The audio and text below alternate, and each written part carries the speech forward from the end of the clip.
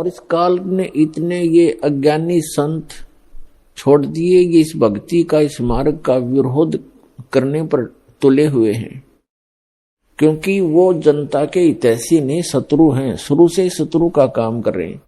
और इस मार्ग में जो बाधा कर रहे हैं परमात्मा के में, तो वो एक घोर पाप को इकट्ठा कर रहे हैं, बाद में पछताएंगे वो।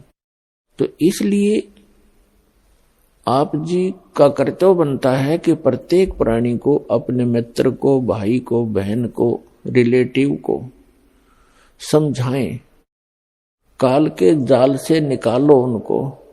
वो भयंकर दुख का सामना कर रहे हैं और इस मनुष्य जीवन को नष्ट करके आगे जो उनके ऊपर कहर टूटेंगे,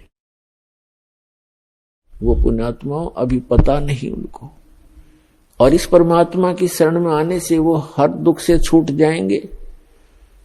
एक प्राणी को उस गलत साधना से हटाकर इस कबीर परमेश्वर के इस सत्य मार्ग से जोड़ने का इतना पुण्य है उस व्यक्ति को, जो उसको वहां से सुलझा समझा के भगवान के दरबार में ले आता है।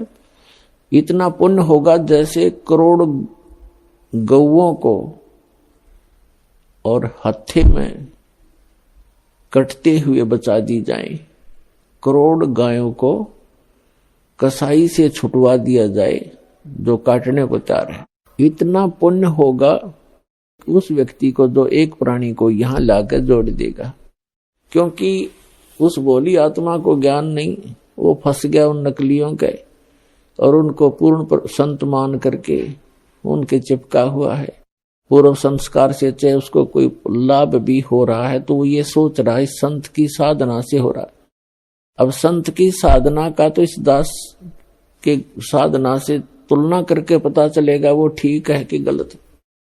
तो सत साधना ना करके गलत साधना करने से उस प्राणी के ऊपर भविष्य में कितने दुख होंगे। कभी पशु बनेगा, कभी पक्षी बनेगा। आप जी को दास ने बहुत बार दिखाया है महावीर जैन जी की जीवनी, उसमें वो 60 करोड़ बार तो गधा बना, 30 करोड़ बार कुत्ता।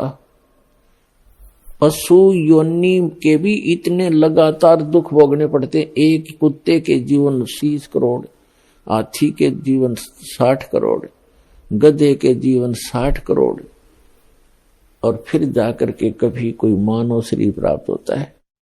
तो उस पुण्यात्मा को जो यहां आ गया उसके ये सारे दुख मिट जाएंगे। उसका फिर पुनर्जन्म या तो होगा मनुष्य का ही, और अन्यथा वो सीधा सतलोक चला जाएगा। दो ही बात है।